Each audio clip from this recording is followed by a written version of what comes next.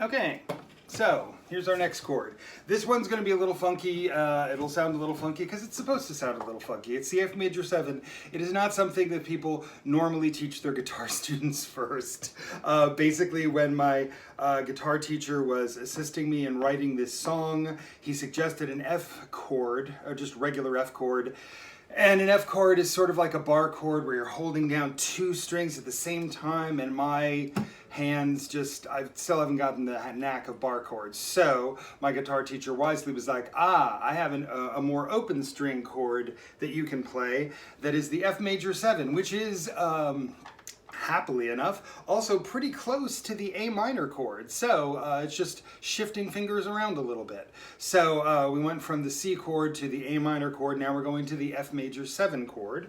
And that is, so if you've got your, and actually, this is written up in the script, quite literally, where Augie is teaching Micah how to do an F major 7 chord. So you can learn your lines and remind yourself how to play the song at the same time.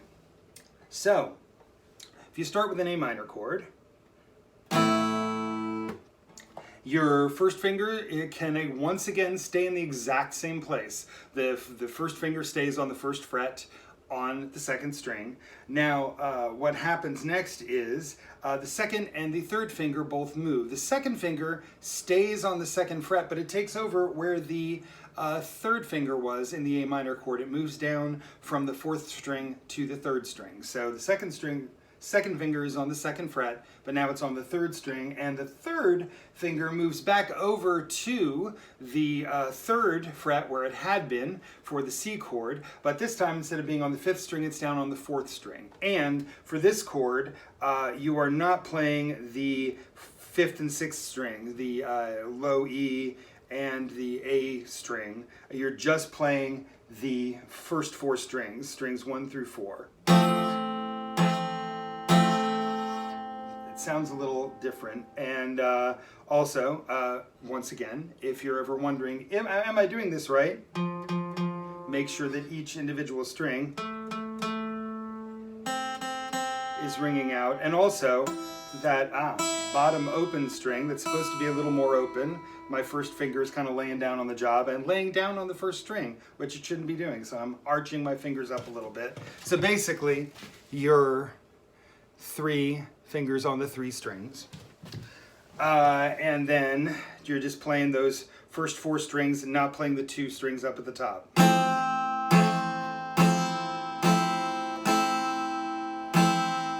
So you play that until you're feeling, confident with that. Then just because it's something you'll have to do a little bit, and it's something that's in the script, practice going from the A minor to the F major 7, from the A minor to the F major 7. And then, once you're feeling pretty confident about going back and forth between those two, bring the C chord into it. Start with the C, move to the A minor, then move to the F major 7, and maybe strum each one of them a couple times a piece just so you're feeling good about the way that it sounds and the way you're holding it down, and then move to the next one, do that one, move to the third one, do that one, and you are then at that point 3/4 of the way through the first line of the song, and that is also handily the second line of the song. So we've almost got the half of the first verse of the song. Well, half of any verse of the song. They all sound the same. So so that is the F major 7.